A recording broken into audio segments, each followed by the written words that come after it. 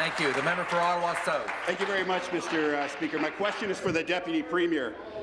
First, to all of my colleagues here in our legislative family, Merry Christmas, Happy Hanukkah, Happy Diwali, Happy Kwanzaa. And I want you to know that I'm going to miss the love that I feel every day from all of you when we're in here.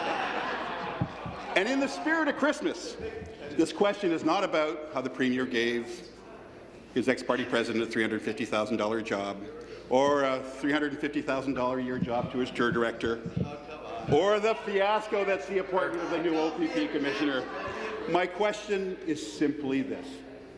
Can the Deputy Premier please explain to us why the Ontario Controller's signature is not on this year's public accounts? The Deputy Premier. President of the Treasury Board. President of the Treasury Board. Thank you, Mr. Speaker. Mr. Speaker, I think this is my colleague's way of saying this is my Christmas present from them. You know, I can't comment on the Controller and the lack of signature. The Auditor General delivered her opinion. It was the clean opinion for the first time in 3 years. 3 years. But I will talk about how we went about getting a clean opinion. First off, we listened to the Auditor General, who for years did not agree with the accounting of the previous Liberal government's books. Number two, the Financial Accountability Officer did not agree with the government's books. Neither did the debt credit rating agencies. Neither did the markets who didn't agree with that. But finally, we asked an independent commission of inquiry, respected individuals, independent of government, to opine on the books of the government. And I can tell you that they all disagreed with the previous Liberal government, and we issued Thank you. Supplementary. Speaker, and I want to thank the minister for that lump of coal in my stocking. So here is why the Controller's signature is not on this year's public accounts. She was forced to leave in September because she did not agree with the accounting decision made by the government.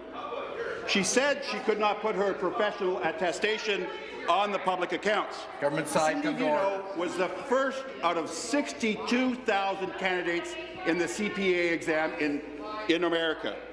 She is an expert in pension accounting.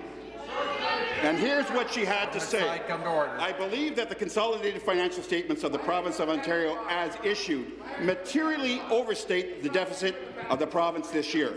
Speaker, the government is overstating the deficit as a context for cuts, and we've already seen those cuts to healthcare, to education, to social services, to the things that families depend on. So my question, Speaker, to the minister is, why are you overstating the province's deficit? President of the Treasury Board. Mr. Speaker, thank you to the member for that question, but I have to respectfully ask, why you are not supporting this Auditor General. Hear, hear.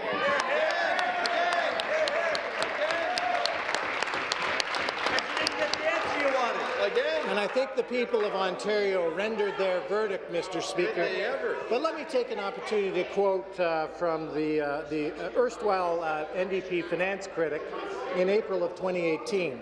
Ontario's families and businesses know independent members come to order. They feel it every month when they open their hydro bill, and today the Auditor General reported that the Liberal hydro plan will drive up bills yet again as a result of bogus accounting scheme. Today, the AG reported that the Wynne government's pre-election report is not a reasonable presentation of Ontario's finances. What the AG has confirmed is that the Liberal hydro scheme is designed to conceal millions of dollars in hydro debt from the public. Can I ask the erstwhile NDP finance critic, why don't you support the Auditor General?